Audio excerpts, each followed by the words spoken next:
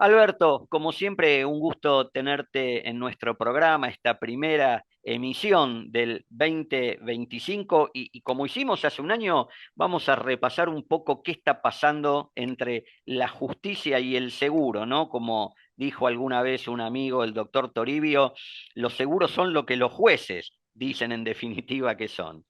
Exacto. ¿Qué tal? Bueno, muy buen año para todos. Buen año, Fernando. Gracias por esta invitación. Bueno, contanos cuál es tu visión de lo que ha sido durante el 2024, fallos muy polémicos, una situación que no termina de definirse, particularmente en lo que es la Corte. ¿Cuál es la visión que tenés de esto, ¿no? De justicia y seguros. Mirá, sobre todo en materia de responsabilidad civil, ¿no? De seguro de responsabilidad civil. Lorenzetti, en un caso, creo que fue en Obarrio, me parece, dijo que entre el seguro y la responsabilidad civil hay una permanente tensión. Y eso es lo que se ha visto, lo que se ve a lo largo de este tiempo, agigantado en 2024.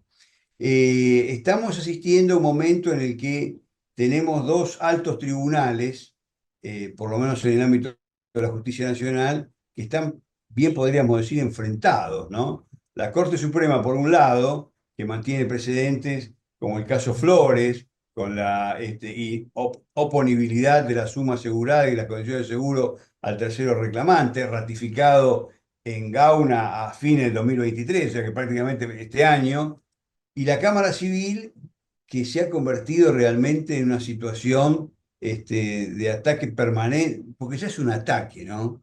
Al seguro. Es decir, yo veo que más allá de una concepción jurídica, estamos asistiendo a una posición ideológica, como diciendo, el seguro tiene plata que pague, con lo cual, si vos me lo dijeras para aliviar algunas causales de exclusión, digamos, o como para permitir que el damnificado tenga una indemnización, bueno, por ahí no estaría bien jurídicamente, pero podría entenderse, sino con las indemnizaciones que se están fijando, que más allá de las sumas aseguradas, más allá de la pérdida del valor del dinero, son francamente exorbitantes, es decir, realmente escandalosas. Entonces, eh, me parece que los jueces, un poco subidos a la incorporación al Código Civil y Comercial de la Nación de las fórmulas estas indemnizatorias que Ujú. llevan realmente también a cifras que son intolerables, están en esta posición y claro, luego cuando tienen que dictar la sentencia, dicen, bueno, ¿y quién paga esto? Generalmente el demandado carece de recursos, entonces bueno, que lo pague la compañía. Pero tenemos una situación realmente explosiva porque tenemos, por un lado, altas indemnizaciones y por otro lado, la aplicación de intereses. Y por otro lado, tenés una situación de la Cámara Civil de desobediencia hacia los fallos de la Corte. Vos fijate que después de muchos años se logró, un colega ha logrado que la Corte revisara su posición histórica en materia de intereses, y generalmente la Corte decía que no era materia del rito ordinario, y sí lo hizo en el caso Barrientos. Y dijo una cosa que es, la verdad que no hay que ser ninguna lumbrera para darse cuenta de que si estás fijando un valor a fecha de hoy, no podés poner una alta tasa desde la fecha del hecho. Me parece que es una cosa prácticamente que no merecería discusión.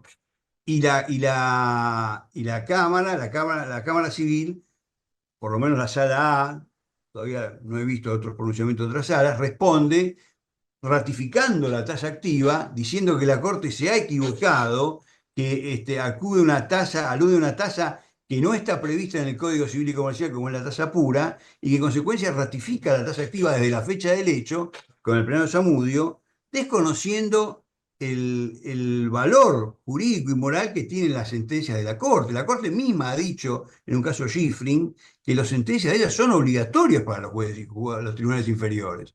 Y bueno, y aquí estamos, es decir, es un panorama realmente complejo, sumado ahora a la situación de acefalía en la que está la Corte, ¿no? O Sí, va a entrar prácticamente en e- la Corte. es todo un tema para analizar porque, bueno, en los últimos días, cuando ya se empezaba a hablar de la designación de jueces por decreto por parte del Ejecutivo, desde la Corte mismo dijeron que ellos iban a convalidar el mecanismo de los conjueces.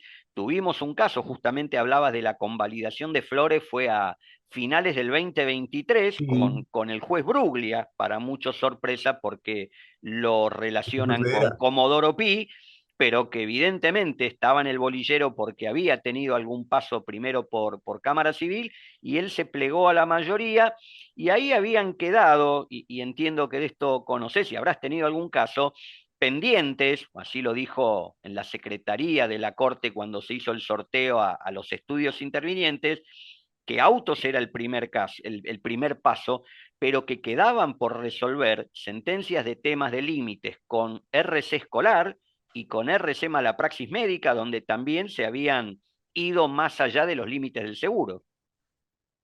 Sí, sí, bueno, y vos fijate que, por ejemplo, la muletilla más, a la que más se recurre para desconocer la suma asegurada es en tránsito, bueno, la obligatoriedad del seguro de tránsito que fija el artículo 68 de la ley de tránsito.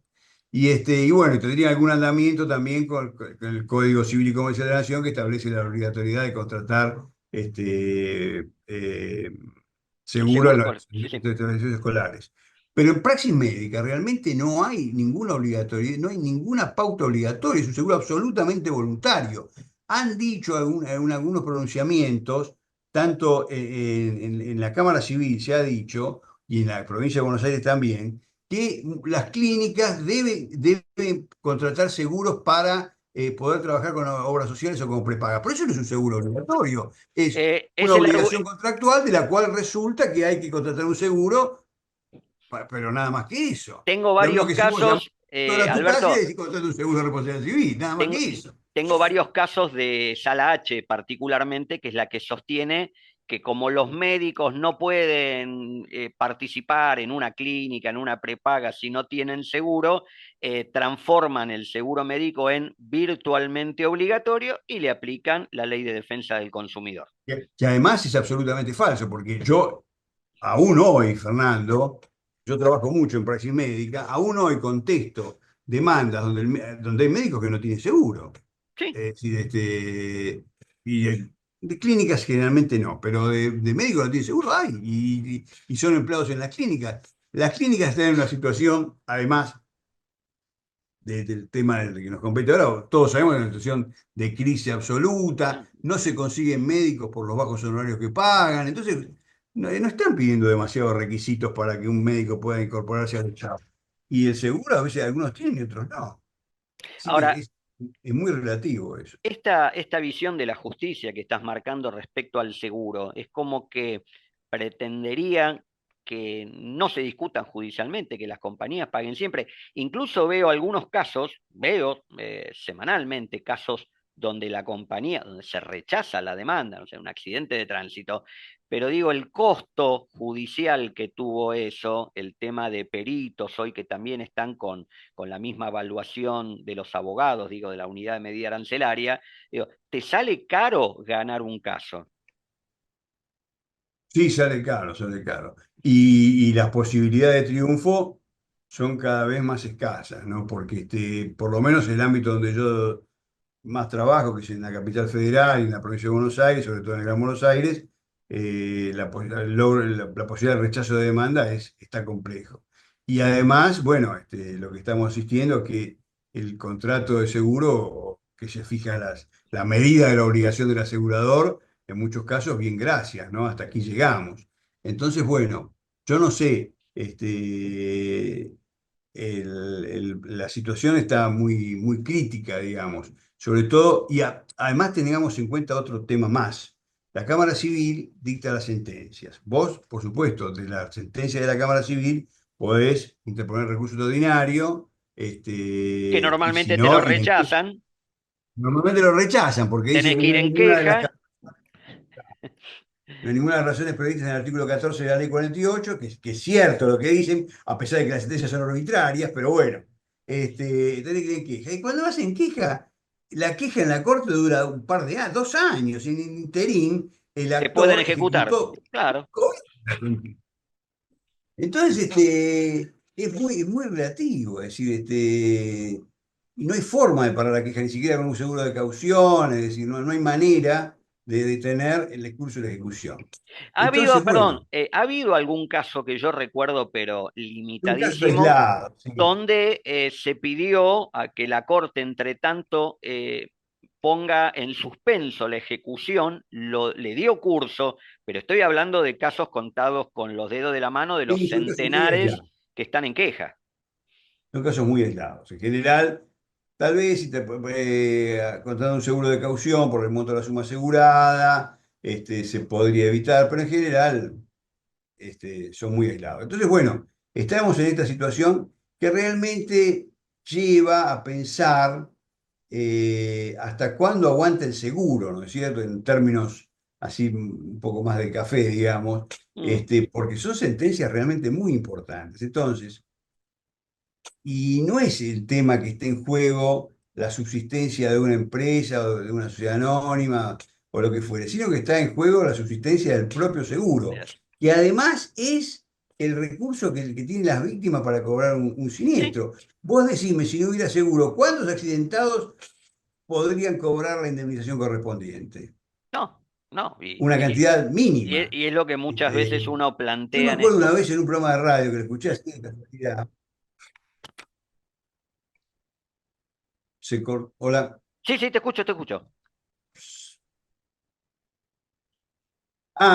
En un programa de radio que escuché así de casualidad, habían detectado una de estas entidades, y no me acuerdo el nombre, no quiero, de esta de defensa del peatón, viste que Sí, decían que hacían defensa del peatón, qué sé yo.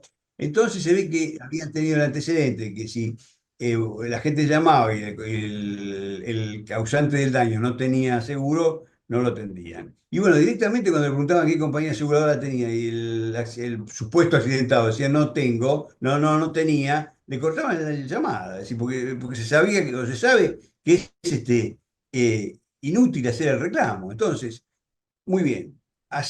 Beneficiamos, por ejemplo, estos fallos de la sala A, estos fallos escandalosos que acaba de dictar la sala A, que dan 200 millones de pesos, con la tasa activa, que llevan miles de millones de pesos. Beneficiamos a estos actores, sí, perfecto. ¿Y los que quedan pendientes? ¿Qué pasa con la gente, con los que claro, quedan pendientes cuando, de cuando indemnización? tanto se quiere aplicar el concepto de defender al consumidor dentro de una compañía, hay miles de asegurados que son consumidores, además de los casos de terceros, que si empujás al vacío a la compañía, asegurados y terceros que difícilmente cobren su indemnización, que son consumidores también en definitiva. Sí, sí, entonces ahí qué pasa. Así que bueno, es un tema muy delicado. Ahora volviendo al tema de la Corte, ¿no? No es bueno tampoco que la Corte esté en esta situación así de 3 miembros, y lo grave es que no se avisora una solución razonable, digamos, porque está bien, el presidente podría nombrarlo por decreto, en comisión, hasta que se reúna el Senado nuevamente, el 1 de marzo, pero me parece que es un manoseo muy grande que no corresponde para un tribunal que es cabeza de uno de los poderes del Estado. Es decir, acá nos olvidamos que el Poder Judicial integra el Sí. gobierno nacional, es un poder del Estado, y entonces merece el respeto y la consideración que corresponde. Sobre Alberto, todo, sí. sí, Por lo que sí, sí, leía de algunos especialistas, la Corte con 3 miembros solo serían aceptables fallos en unanimidad, no a 2-1, que es la situación del seguro. La situación actual en lo que no, han votado en materia de seguros es que Lorenzetti y Rosenkrantz están a favor de la limitación. Rosati no acepta opinar en esos casos. exacto. Y Entonces, Rosati no. o con jueces o esperar la nueva conformación para resolver temas de límites exclusivamente. Y así es, porque en los casos en Flores, por ejemplo, y en los sucedá y los posteriores a Flores, el Rosati había votado diciendo que no correspondía darle tratamiento de recurso ordinario. Tal cual. Entonces, sí, en esos casos habría que llamar, primero se convoca a los titulares de las cámaras federales de apelación, como pasó con el caso del Brooklyn, en el caso Gauna, y si no, una lista de conjueces que hay que anualmente o cada 3 años designa el Poder Ejecutivo con acuerdo del Senado. Ahora, lo grave además de esto sería que vos tendrías jueces respecto de los cuales, integrantes de la Corte, jueces respecto de los cuales se ha requerido la conformidad de las 2/3 partes del Senado y otros jueces que han sido elegidos por simple mayoría, han sido ratificados por simple mayoría por el Senado, ¿no es cierto? Porque tendrías dos tipos de jueces. No está bien eso. Es No, decir, no, no. lo ideal sería Hasta he leído con los algún 5 miembros. artículo que empieza a hablar de la legal o la legitimidad que tendría esos casos, ¿no? Complejo. Lo último que te pregunto, como otro nubarrón importante en el horizonte, primero por un fallo de la Suprema Corte de la provincia de Buenos Aires, ahora la Sala A y alguna otra, terminan dictaminando la inconstitucionalidad de la ley de convertibilidad.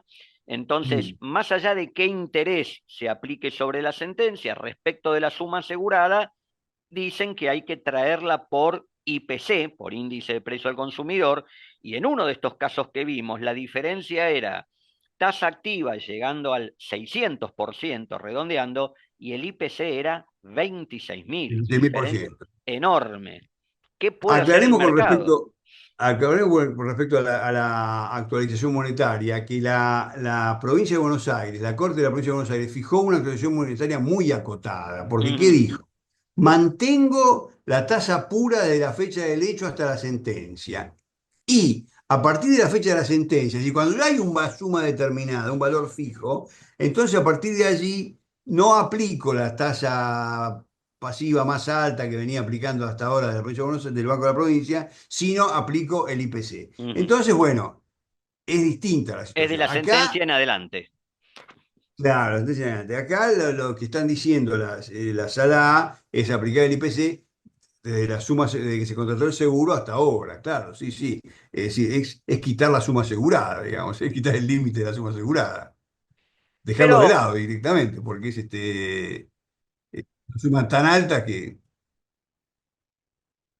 llegan a Pero eso. sí, sí, en definitiva es una situación muy compleja, en general la del mercado, con todo tema de juicios que son de responsabilidad civil. Creo que el 90-95% tiene que ver con esto. No, no hay grandes Sí, discusiones acerca de suma asegurada cuando lo que hubo es una discusión en el siniestro de incendio sí, sí. o de otro rubro.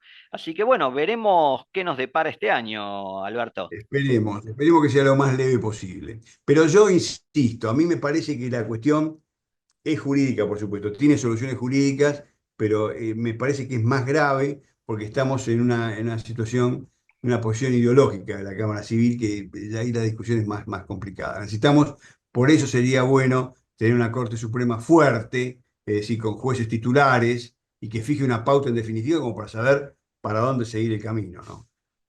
Y Muy es una bien. situación que hoy no tenemos. Doctor Alberto Alvarelos, como siempre, un gusto tenerte en nuestros micrófonos para charlar de este tema. Gracias por haber sido parte de esta primera edición del año de Tiempo de Seguros y vamos a seguir en contacto durante el año.